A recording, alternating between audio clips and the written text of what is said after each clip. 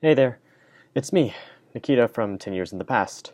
Fall quarter is just wrapping up here at the University of Denver, and with it, my FSEM class, envisioning utopia through the lens of a well-being economy.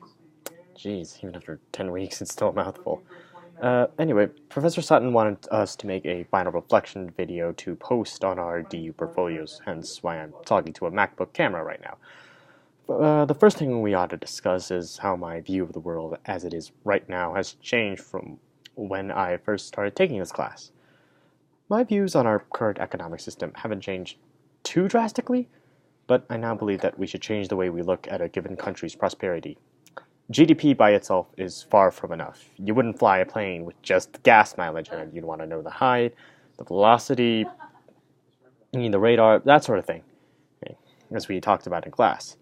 To quote a little bit of Robert Kennedy before he went the same way as his brother, our gross domestic product doesn't take into account the strength of our marriages, the fun we have, the things that make life worth living. What it does take into account, however, are the locks we buy to keep criminals out, the armaments we bomb other countries with, all that fun stuff. As John Green of the Vlogbrothers once said, the free market is really good at figuring out how much airfare should cost and fueling the innovation needed to invent phones that don't need unwieldy cables to make calls and text. However, the free market is really bad at other things like providing healthcare or discouraging profitable pursuits with negative externalities like drilling for oil. When I first started taking this FSEM class, I thought, sure, climate change is a real big environmental problem and all, but we got time. We got plenty of time.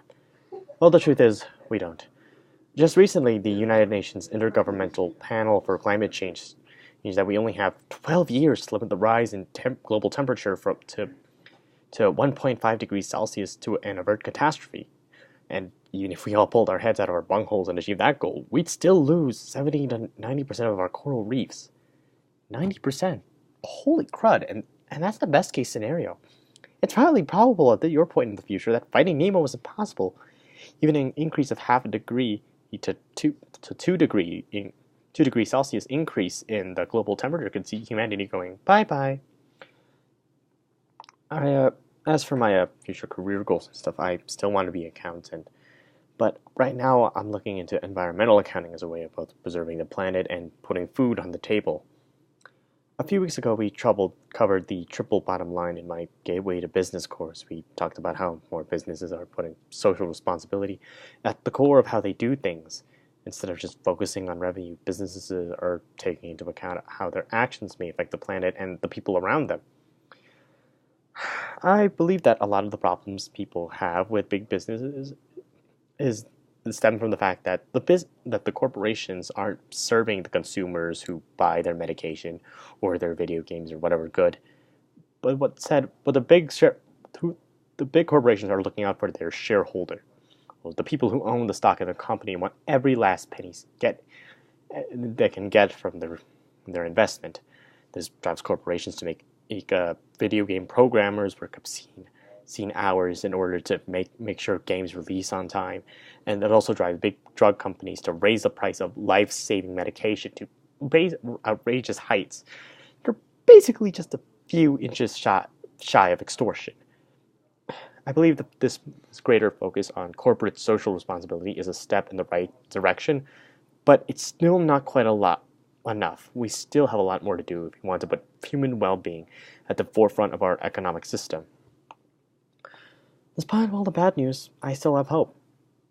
Maybe I'm being naive, but I believe we can do it. We have the way, but we just need the will to make it happen. I know things are kind of tough right now. What with the demagogue for a U.S. president. But there's still hope, I believe. Every day I look online and I see that there are these little stories that reassure me that, everything might be falling to pieces, but some people are doing okay. Hey, I remember reading this story recently about how they were trying to farm oysters out in the middle of the Hudson, I believe. I don't quote me on the exact details, and how how that has been helping reduce the pollution in the water because the oysters they take in calcium and other calcium and other pollutants from the water in order to build their shells. And it's good for business too, because before then restaurants had to just had to take care of their oyster shells themselves, but now they just hand them off to some students, and then they can grow them and help reduce the damage done to New York Harbor. It's stuff like that that really gives us strength to keep moving forward. You know. Well, anyway, as Forrest Gump said, that's all I have to say about that. I hope you're doing well for yourself, future me. I'll be seeing you in 10 years.